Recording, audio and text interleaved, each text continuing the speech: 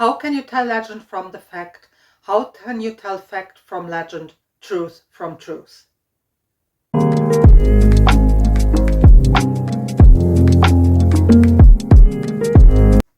Hello everybody, my name is Angela, and yes, welcome to the channel, and also welcome to our first episode of the Le Guin Project, where I want to read all of Ursula Le Guin's novels, of which there are 21. So she has written 21 adult novels, and that count includes the Earthsea novels. So today her very first novel, Rocannon's World from 1966, which I have in this bind-up of her first 3 novels, which is then called Worlds of Exile and Illusion. And this contains, as I say, Rocannon's World, Planet of Exile and City of Illusions. So today, Rocannon's World. It was published in 1966 and the publisher was Ace, and it was published in what was called double aces, which was that you had a bind-up of 2 novels and you would have one novel on this side and then you flip the book over like this and then read the other novel from the other side. So this is how her very first novel got published. Rocannon's World is sometimes referred to as the fantasy lover's science fiction novel. So it's a novel where she introduces her Hainish universe. By the way, I have no idea how the names in this first novel are pronounced. I just decided I go with something that sounds great and pretend that's it. So if you pronounce this differently, listen, I haven't a clue in a way. But back to the first novel. So it's introducing what's done or what will be known as the Hainish cycle. That's a number of science fiction novels. The Left Hand of Darkness, for example, belongs to this cycle. The Dispossessed belongs to this cycle. And this is the very first where this world is introduced to us. Rocannon's World is, as I say, referred to as the fantasy lovers sci-fi novel, because the world where we're going, or where this is mostly set, that planet that we're visiting, it is like a fantasy world. We have castles, we have almost like a feudal system going. So from a world building point of view, it's very fantasy-like. Also from a plot point of view, it's very fantasy-like, because we're kind of like, we have the classical quest group set up that we're introduced to.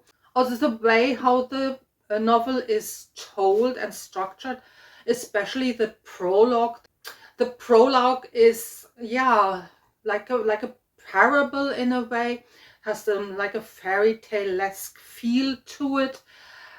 So there are lots of fantasy elements in this, but we also have like throwbacks to earlier sci-fi novels.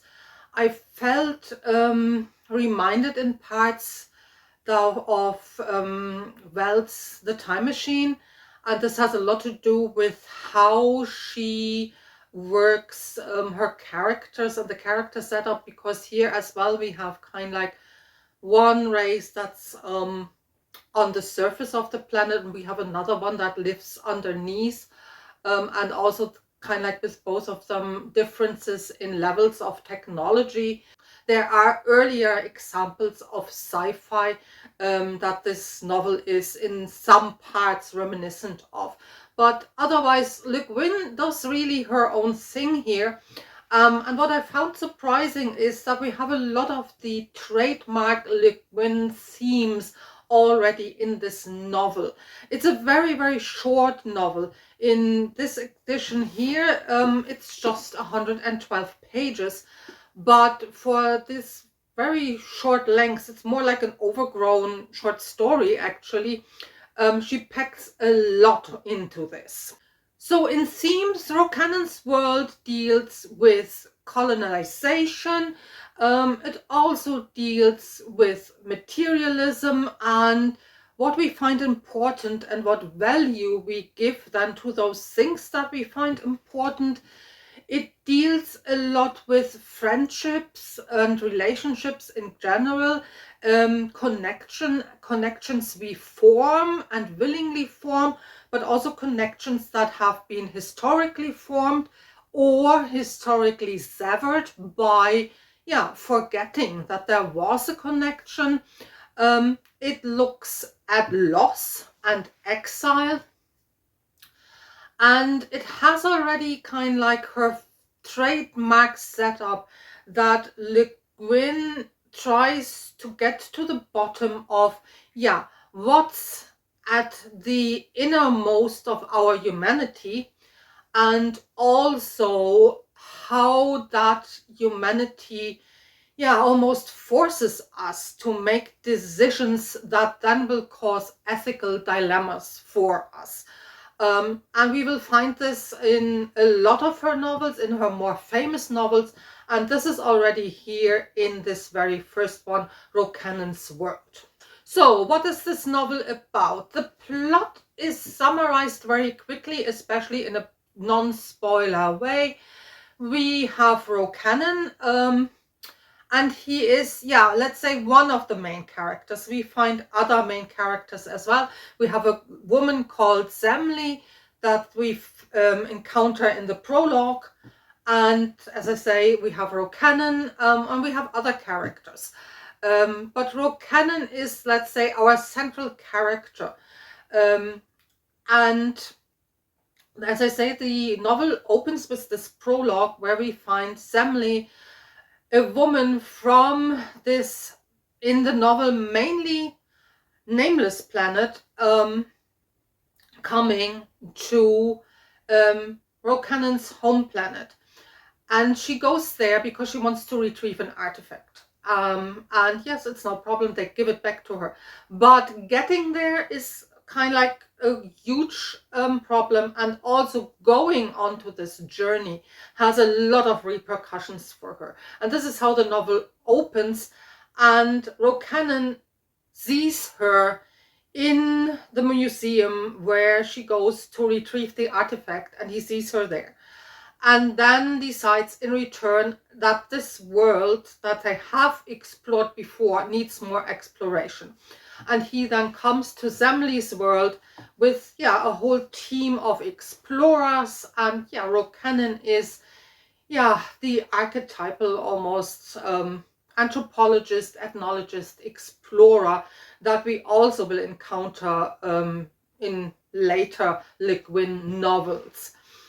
And when he's on this planet, he kind of like fulfills some of his mission, but of course a lot of things also go wrong, and his purpose and why he's there starts to change. Because the main reason why he visits the planet is that he is part of an organization that is like some type of interstellar league, and they explore new worlds. And yes, it is a little bit Star Trekky almost from the setup, no? Boldly go where no man has gone before. So we have a similar scenario. No, we have this league of planets in the background. And what they do is basically they scout out a planet, explore the planet, and then decide if there are people living on the planet that they want to invest in. And if so, then they give them quite advanced technology. And they do so with the hope that, if they can figure out how the technology works, and kind of like the, how shall I say, average thing that they're given is some type of a starship. So if they can figure out how it works, maybe even get to a point where they can manufacture their own, then they're attractive to become new allies in this interstellar war that's kind of like in the background of this novel. And Zemli's planet was one of the planets that had already been earmarked, had been partly explored. Some races on this planet had been given some technology, and now Rocannon comes back. And yeah, his main mission or purpose, at least that's what he thinks, is to complete this survey. But then, of course, he's sent on a completely different outer but also inner quest. And this is, more or less what this novel is about. The way the story is told is third person.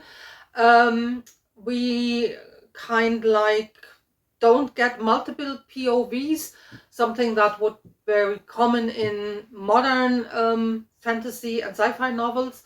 So it might take a little bit to get into it. Also, this third person narrator that we have, as a reader, one has almost the feeling one is another kind of like outside party that kind of looks onto this from the outside and is just an observer.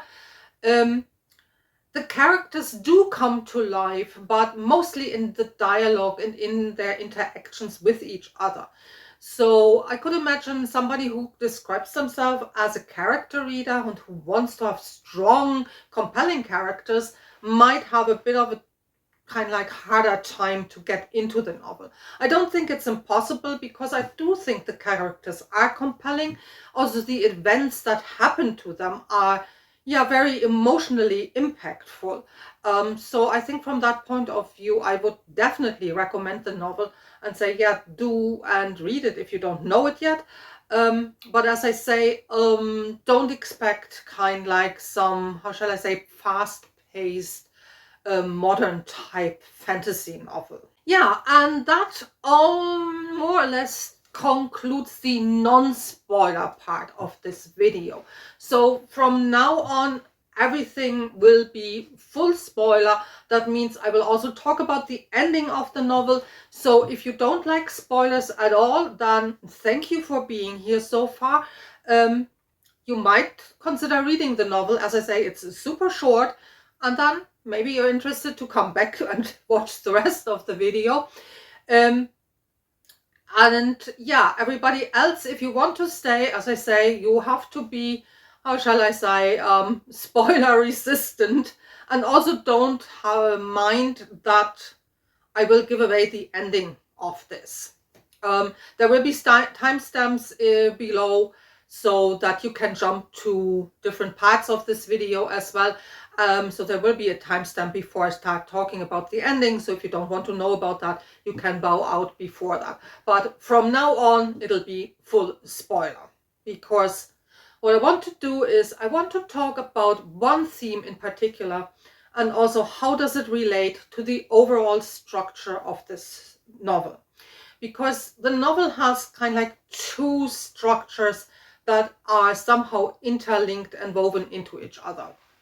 So we have a more circular structure, and that is linked to one character in particular. That's Semli, the woman we meet in the prologue. So Semli is from a culture where we have, it had a lot of technology at some time, but how to manufacture that technology, that knowledge has been lost. So they can only get certain items and certain technologies by trading with others, predominantly with the clay people. The clay people are the ones that live underground, but seem to be technologically much, much more advanced, and always have been technologically much, much more advanced. And we see already kind of like how Le Guin does her trademark thing, because Semli's people are described as dark of skin, but with blonde hair, whereas the clay people are exactly the opposite. They have light skin and dark hair, but they're cast in this kind of like, light and dark, good and evil type of scenario. But even so, that is not really the case. And this subversion of, our expectations, our stereotypes, will resurface over and over again, and also be part of this circular structure. Because in the novel itself, we meet other races, like there is an almost angel-like type of people. And they look very beautiful, they have wings, and when Rocannon meets them first, he actually thinks, yeah, they are beautiful, they're here to help us because they feed them some type of drink, and he thinks that they're to revive them and to help them. And only when he explores the city a little bit more, he finds out, actually not. Guess what? We're their food. They want to eat us. No? They give us this drink to kind of like dull our senses, to make sure we're not running away. It's not about us, that they help us, but it's about, yeah, keeping us in storage as food. And the ones that will help him are actually, yeah, a little furry race of almost like little furry animals, where he at first thought that they wouldn't be sentient at all, that they wouldn't be able to talk. And they're the ones then, yeah, who can talk, and also who save him. Now, so we have this recurring theme, or this recurring subversion of our expectations of, yeah, the stereotypical good and the stereotypical bad. But we also have a circle of, yeah, let's say generational events, where certain events are repeated again and again and again. And again, it's Semele who is part of this, because she recurs as a character, but we find out, no, it's actually not her. So there is a woman that is resurfacing over and over again, that looks like her, but isn't her. It's either her granddaughter, it's other kind like relatives that are then further in the future, but that gives again this circular structure where we know, yeah, this event is about to repeat in a way. And we also have Mojen. Mojen is, again, he's from the same people as Semele. He's one of her male relatives, not an ancestor, but like, as I say, further down the line, like a nephew or great grandnephew or something like that. And he, again, is a character who, yeah, hears stories about, yeah, his ancestors, but he takes those stories as a blueprint for his own future. So he tries to turn this past of his people into his destiny and his future. So we have like this, yeah, circular time, but also circular events. So this is one of the structures. And maybe even the end of the novel is also like a kind of completing a type of circle, but I will talk about this a little bit later. The other type of structure we have is more like nesting dolls, like the one like this here. And I will kind of talk a little bit about the theme of loss and how we have this layered in different parts and in different ways. So we have the prologue, where we encounter this idea of loss for the first time, because Semele goes to Rocannon's planet, home planet, because she wants to retrieve an artifact. And she wants to do so because in the culture where she is, new things can't be produced, and families who have older artifacts hold on to them, and they're highly, highly prized.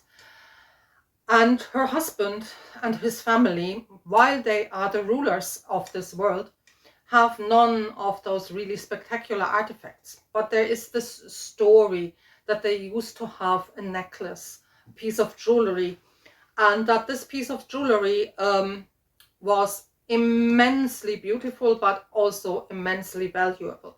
So she gets it into her head to kind of like try and find this piece of jewelry. And what she's told is, you have to go to the clay people, they have it. And so she does, and they don't have it. But the clay people tell her, oh, we gave it away and it's on a different planet now. And they enable her to, yeah, do this interstellar journey, But the way it works is that while the person in the starship does not kind of like age, and the journey only takes a very short amount of time, in reality outside of the starship, the world moves on for decades. So it takes her kind of like almost 10 years to get to Rocannon's home planet, where she actually retrieves the artifact and then come back again. And before she sets out, several people tell her, don't do it. And she thinks probably they tell her this because either they think, yeah, it's not important, or they don't see the value of this. Her mother-in-law actually says to her, you know what, your husband has no interest in this. Now you don't have to do this for him. You think you do something good, but actually you don't. And she only finds out when she comes back why they were all telling her don't do it. Because when she comes back, of course, all those people are dead. Her husband is dead. Her daughter is an old woman and doesn't recognize her, doesn't know who she is. So she has kind of like retrieved this bauble, this piece of jewelry, but she lost, of course, something much more precious. And that's the loss that were introduced in the prologue and in this first layer when we're talking about loss. The next layer would be Rocannon and his story. Rocannon goes to this planet and he wants to, explore this planet, and he loses everything. He loses his crew. He loses all his personal belongings. He gains, of course, some things. He gains new friendships, but in the end, he does lose basically his new best friend. And he brings this onto himself, because he makes two friends on this journey. One is Mogen, with whom he goes onto this new quest. And his new quest is because he's not exploring the planet anymore, but he knows the starships of the enemy are on the way and have actually a base somewhere on this planet.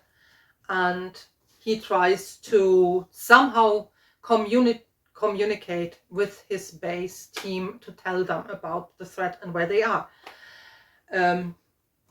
But yeah, in the process of this, he makes new friends. Mogen is one of them.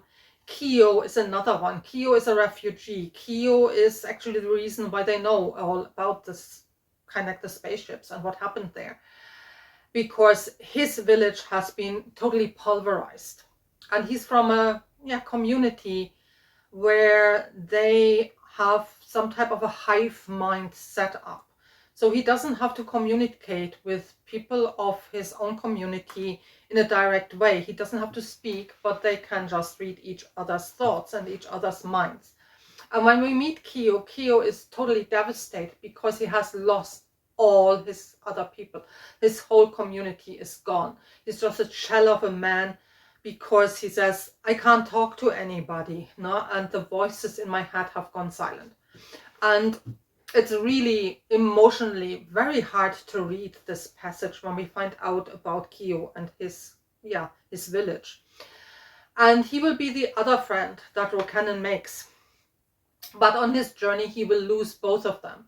Kyo will decide to kind of like stay with a mountain community that is organized quite similar to his own, that has the same type of mind reading and mind speaking than his own tribe had, and he decides to stay with them.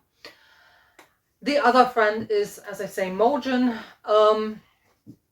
and he loses him because he gets this into his head, if I can mind read as well, then I could spy on my enemy. And he actually finds somebody who teaches him. And that person tells him, you will have to pay a price for this. And he says, well, name your price. What is your price? I willingly pay any amount, anything. I give you anything you want. And he says, well, I can't name the price. But the fact that it doesn't have a name doesn't mean it's not important. And You will know when you lose this thing, you will know. You will scream its name and you will know. And the end is that Mojon is, yeah, the first victim by one of those starships. He gets pulverized by a laser beam, and Rocannon knows he brought this starship to their location because he linked up with the pilot of the starship by trying to read his mind. So he kills his own friend, and that's of course an enormous loss. That changes him quite a bit. No, so that's the other layer where loss plays a huge role. And this is not all the losses that, how shall I say, Rocannon incurs. There will be more, or we'll have to come back to this when I talk about the end of the novel.